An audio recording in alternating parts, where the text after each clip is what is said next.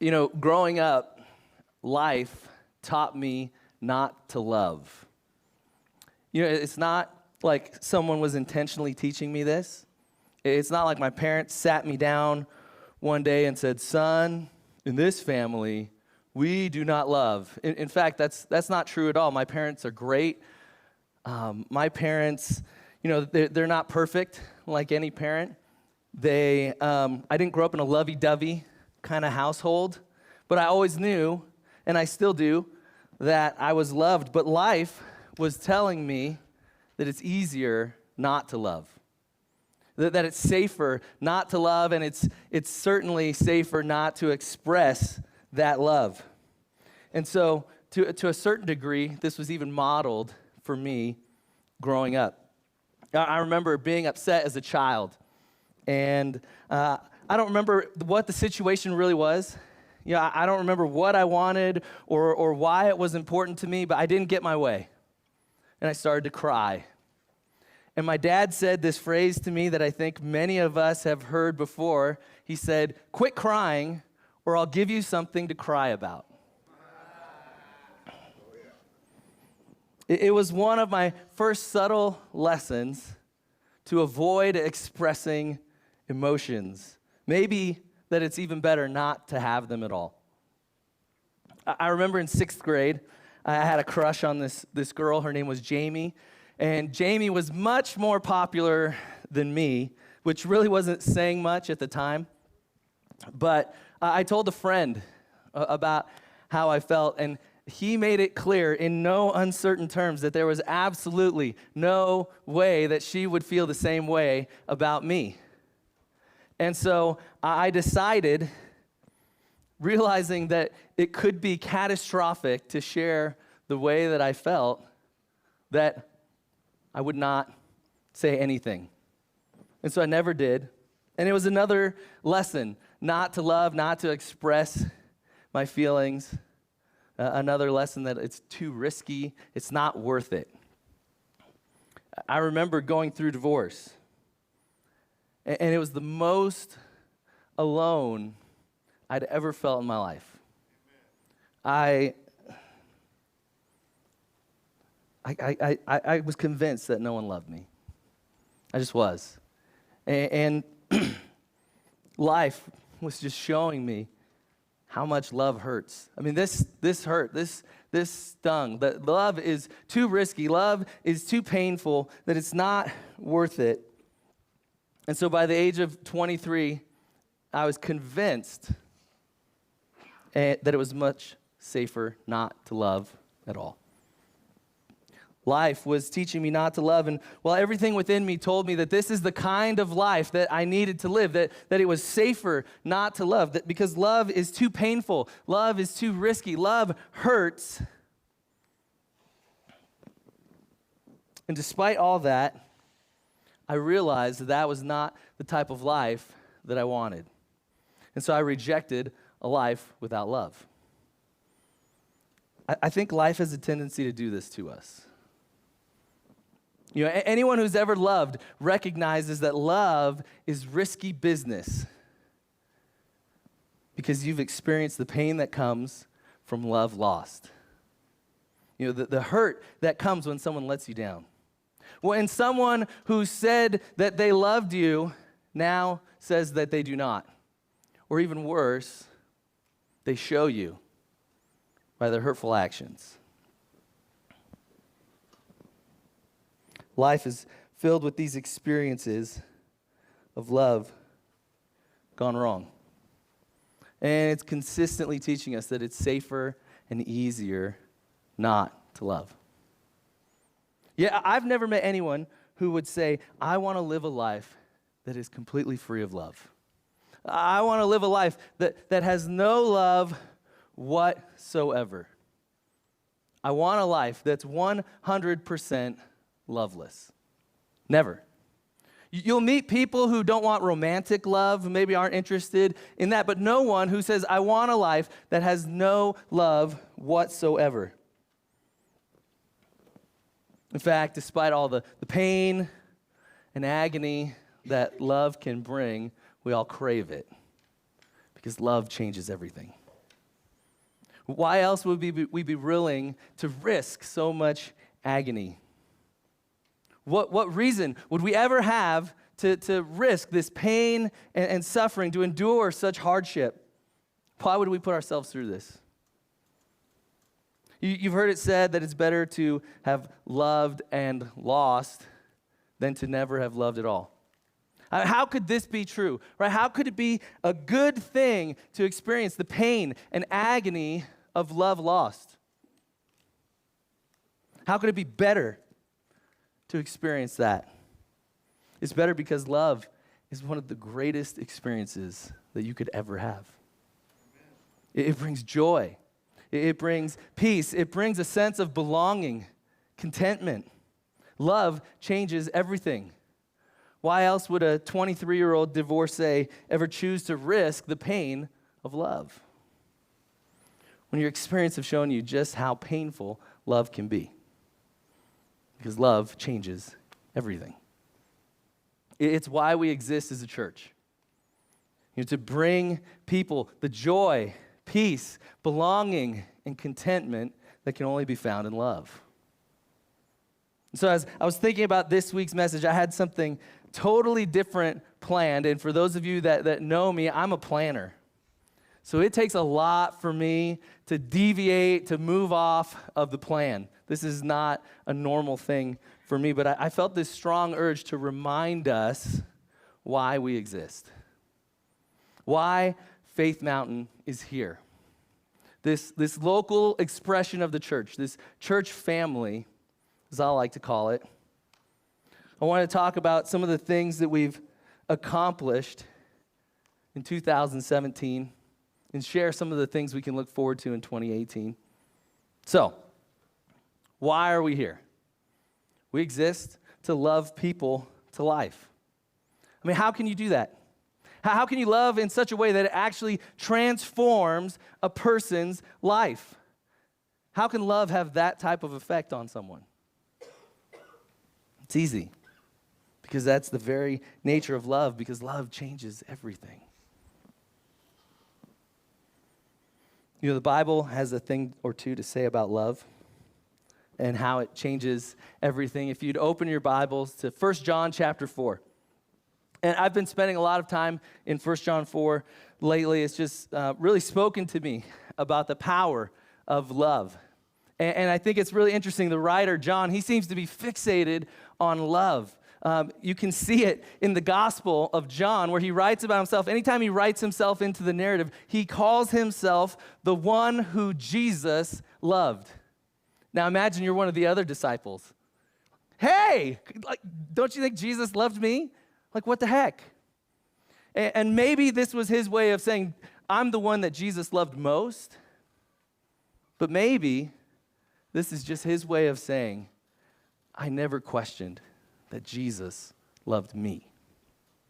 And so in 1 John chapter 4, verse 7, he writes, Beloved, let us love one another, for love is from God. And whoever loves has been born of God and knows God. Anyone who does not love does not know God, because God is love. In this, the love of God was made manifest among us, that God sent his only Son into the world, so that we might live through him. In this is love. Not that we've loved God, but that he loved us and sent his Son to be the propitiation for our sins. Beloved, if God so loved us, we ought to love one another. I mean, do you see it? How love changes everything. And there's so many things in this passage that we can talk about, but I just want to talk about one. And it's that love changes relationships. Love changes relationships. It changes your relationship with God. Without love, you do not know God. You actually cannot know God. Have you ever thought about that? Like, would you just let that sink in for a moment, that it is impossible to know God without knowing love. Love actually changes your ability to have a relationship with love, because God is love. You see, You cannot have a relationship with someone without the essence of that person being present in the relationship. Let me illustrate. So if you know Pastor Pat, you know he's a hugger. I mean, it's who he is, right? It's just part of him. In fact, you cannot have a relationship with Pat and not know hugs. Am I right? And so if you know Pat and you have never hugged Pat, you don't know Pat.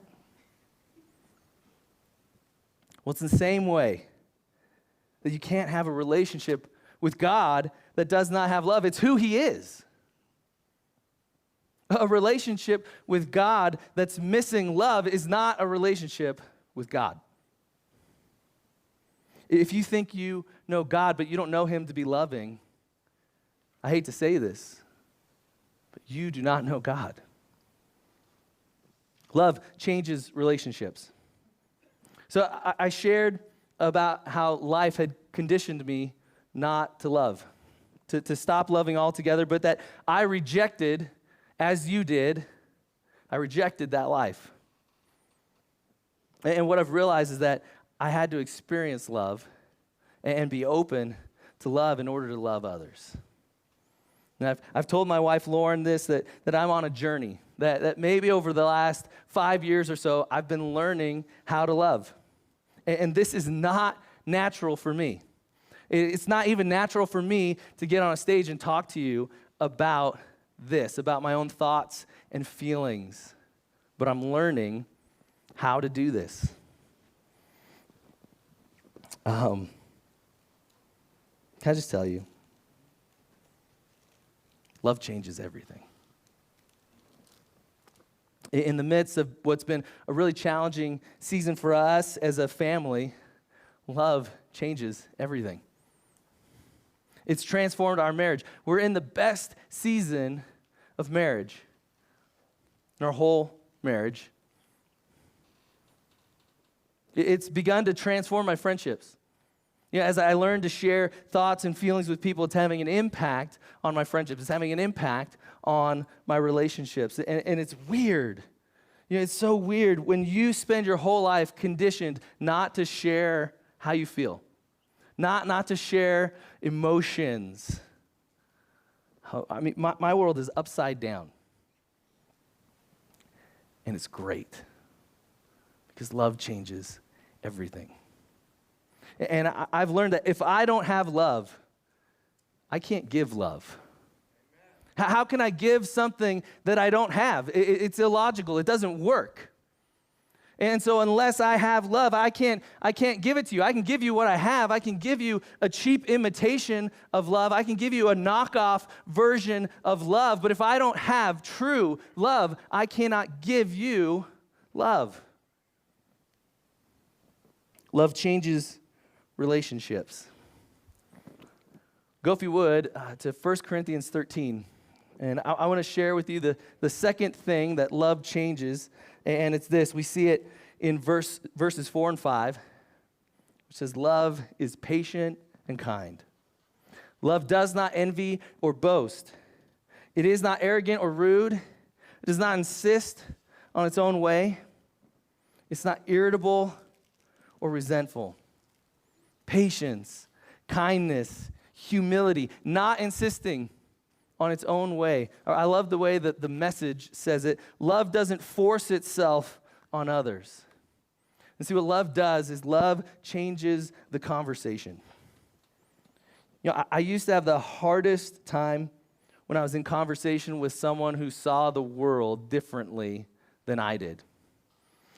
I would become frustrated, and I would either go into attack mode or I would disengage from the person entirely. I'd either attack this debate with a win-at-all-cost mentality, or I would do everything in my power to stay away from that person or away from that conversation. And over the course of the last few years, I've had some beautiful conversations with people who are wildly different than me. People who see the world with completely different eyes. And here's what I've realized, that I've been missing out on so much because I didn't have patience, kindness, humility. And I see this all throughout our culture. We live in a culture that is so interested in being heard that we really don't take any time to hear. A culture that's so interested in being understood that we don't take the time to understand first. Where we go to social media or Facebook and we shout to the rooftops about our worldview and our point of view and our perceptions with no interest in hearing someone else's perspective. And here's what I've learned. It's that love listens. Love hears. Love seeks to understand before being understood. And what a gift this is for both you as the listener and the person whom you take the time to listen to. Love changes the conversation. And we live in a culture that conservatively, 85% do not follow Jesus. Conservatively. And the reason that people we know, the reason that people we're connected to, the people, our friends, our family, the reason that they don't follow Jesus is not that they have never heard the gospel. It's not that they aren't familiar with Jesus or that they've never been to a church before. In fact, they're quite familiar with Christians. They have plenty of experience with the church, and that might be the problem. It isn't that they haven't heard the gospel. It's that they have heard hypocrisy. It's that they have heard judgment. They have heard quite loudly what the church is against. It's not that they haven't heard the gospel. It's that they haven't seen the gospel. It's that they've never experienced the gospel. And the gospel is love. And love changes everything. And when you've experienced the gospel, when you've experienced this radical love that Jesus has for you, when you experience this full life,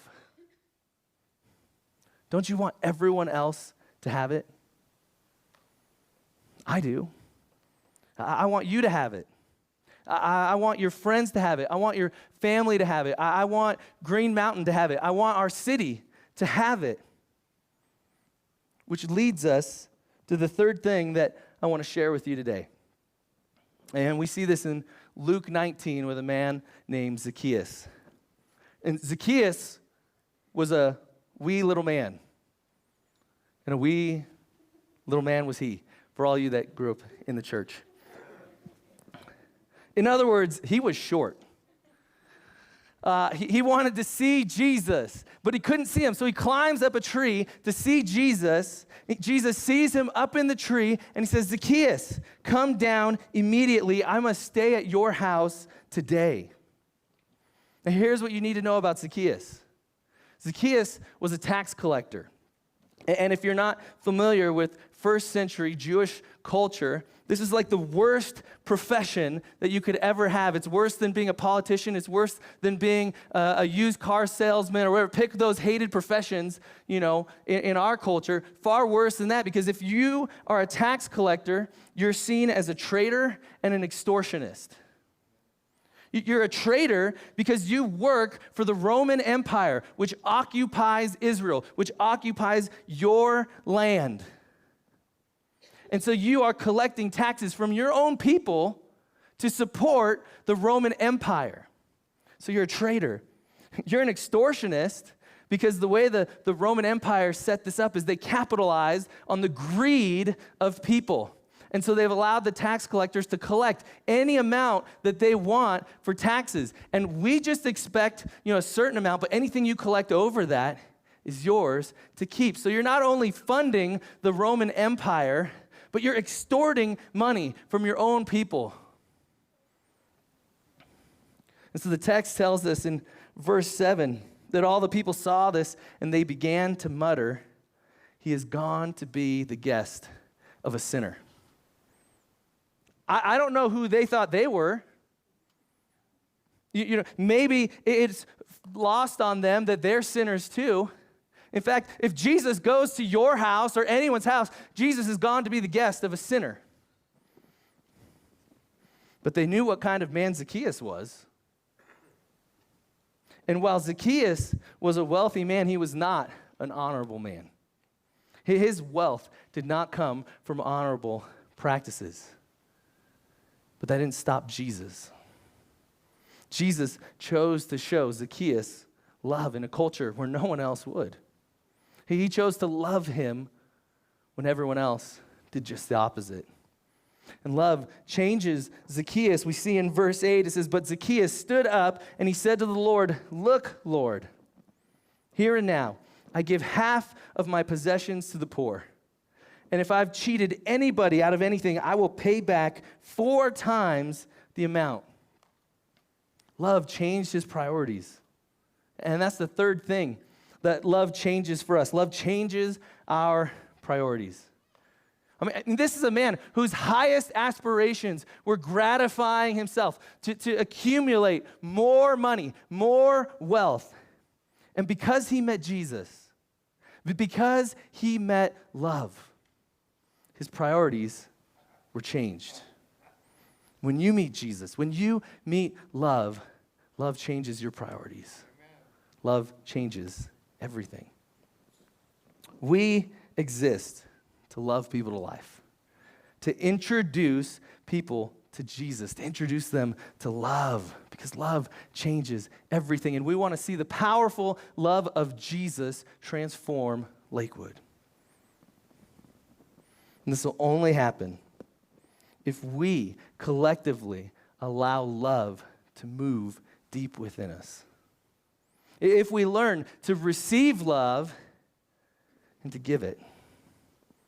If we allow love to change our relationships, to change the conversation and to change our priorities. This has been one of the most challenging years for us as a church. It's been a great year, but not an easy one. We've experienced a great deal of change, not only as we transition leadership, but we've seen a number of our friends move away. People that we love. People who are part of this family, we've seen them move to different parts of the state, different parts of the country, or in some cases, just to a different church. And that's hard. It's affected our relationships. It's affecting our Sunday mornings. It affects our finances as a church. It's affected our reach. And yet, God has done some incredible things this year as we love people to life. And so I want to share just a few things that God has done in 2017 here at Faith Mountain. I have a few slides to share with you. So the first one being, we averaged 280 people in attendance. So every week, 280 people are here to find and follow Jesus. We baptized 20 people in 2017. 20 people professing their faith in Jesus Christ. We saw 515 people on Easter Sunday. We had a VBS with 87 kids, and here's the cool thing, 16 of those kids do not attend church anywhere. Every week, we have a tutoring program at Green Mountain Elementary School called Whiz Kids, and we have 15 kids that we tutor and share the message of Jesus with. If we go to the next slide, we hired a brand new school-age director. We've successfully transitioned to a new lead pastor, and we've added a new worship leader. If we go to the next slide, we've launched a brand new leadership training system called Peak University, and we've launched that to our life group leaders.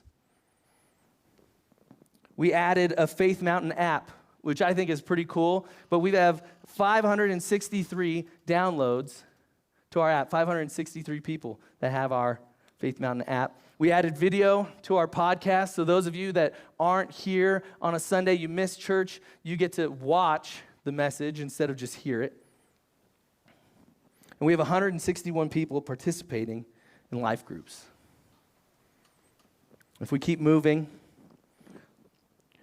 because of your generosity and a few exceedingly generous donors, despite our decline in attendance this year, we've brought in $429,000 of our $447,000 budget year to date.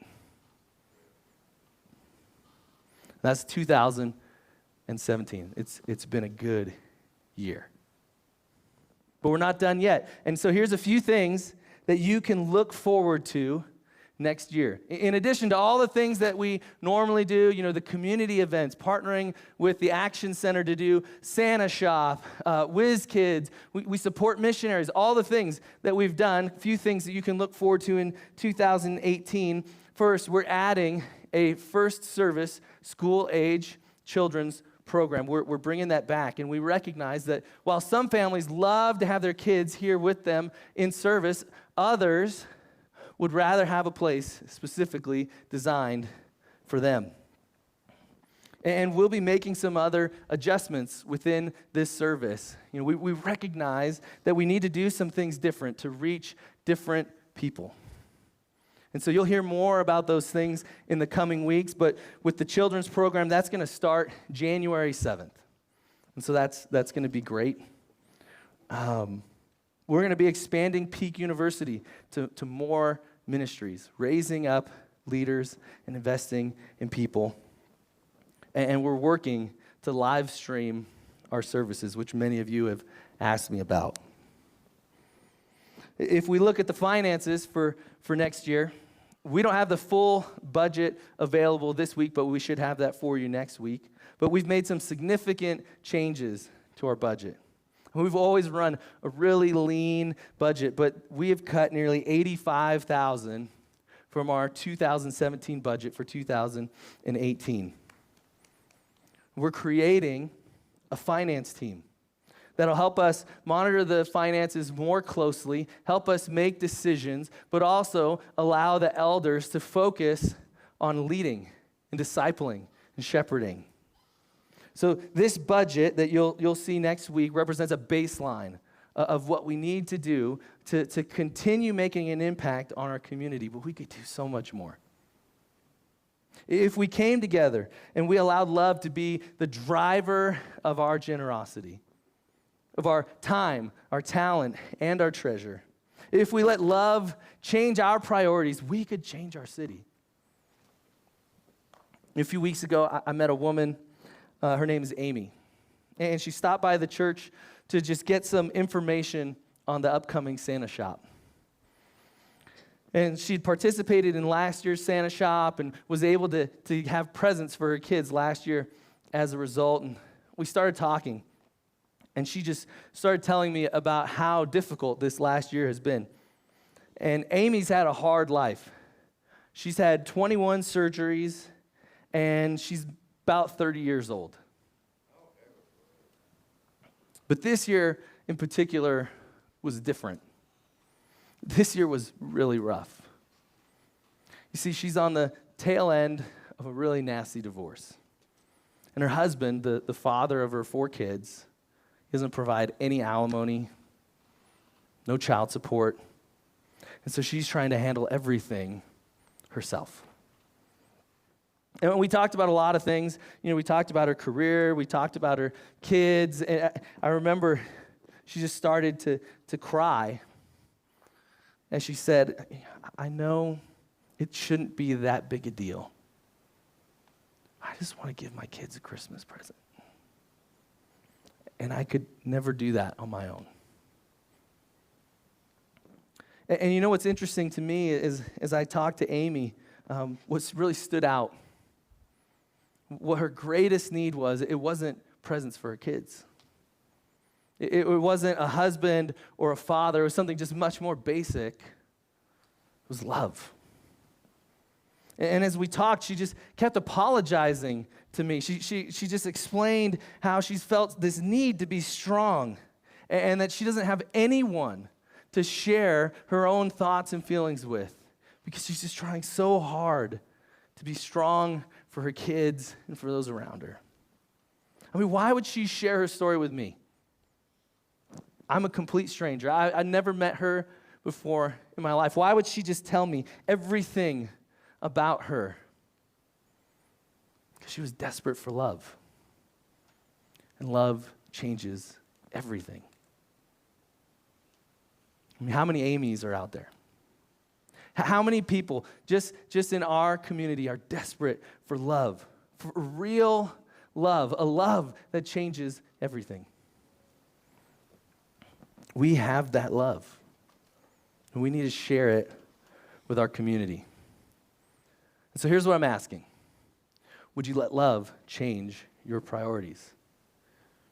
Would you be a part of what God's doing here at Faith Mountain? Would you help us to love each other because we can't give what we don't have?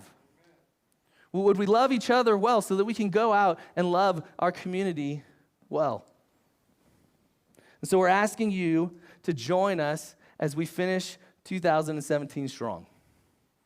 So every year, we provide a year-end giving opportunity. We recognize that this is a season of generosity, a season of giving. And I sincerely believe that there is no better place to be generous than to the local church. And so this year, though, we have a different type of goal. Our goal is not a financial goal, but an engagement goal. Our goal is not a dollar number, but a percentage of people who would engage. And it's our goal that we would get 100% engagement as we attempt to finish this year strong. Which means we want every person that's here, every person that watches online, every person that's a part of our church family to give. And here's what we're asking, that you would give a one-time gift on December 17th of $40 above and beyond your normal giving. If each adult would do that over the course of the next 3 weeks, if every person who was a part of our services over the next 3 weeks gave $40, we would raise $12,000, which would help us bridge the gap in our budget, finish the year strong, and have some momentum moving in to 2018 as we try to reach our city with the love of Jesus. And I also know that this is really the floor of what we can do, because many of you will do more as you always do. Now, I recognize that some of you have maybe never given to the church before, whether it's this church or any church, and that's okay. But there's no better time than the present to be a part of what God's doing. We need you. We need all of you. And it's only together that we're going to be able to love our community well. It's only together that we're going to be able to reach the Amy's around us. And so we're asking you to take a first step in generosity. If you've met Jesus, if you've met love, would you let love change your priorities? And I know for some of you, $40 is not that big a deal. It's not a sacrifice. It's not a reprioritization for you. So what would be? Maybe you need to add a zero. Maybe you need to add 2 zeros. What would be a sacrificial reprioritization type of gift for you? We need you. And it's going to take all of us together, 100% engaged. 100% engaged in generosity, 100% engaged in serving, 100% engaged in loving, because love changes everything. Would you pray with me? Jesus, we love you because you first loved us, because you gave up everything so that we would know life, so that we would know your Father. Love changes everything. And so, God, we're first and foremost thankful for the love that you've shown us, for the love that you have for us. And I pray, God, that we would receive that love, that we would accept that love, that we would understand it in such a way that it changes us, that we would learn how to receive love and then how to give love, that we would be exceedingly good at loving people to life. And so, God, I pray that your love would transform us and that we would give a radical, life-changing type of love to our community. That people who see this place, they might not be a Christ follower, they might not be a Christian, they might hate Christianity, but they would say that love changes everything, that this place loves me, that this place loves our community. And while I don't love Jesus, I love these guys. So God, would you do that kind of work in us and through us as we share your love with a world who desperately needs love. Amen.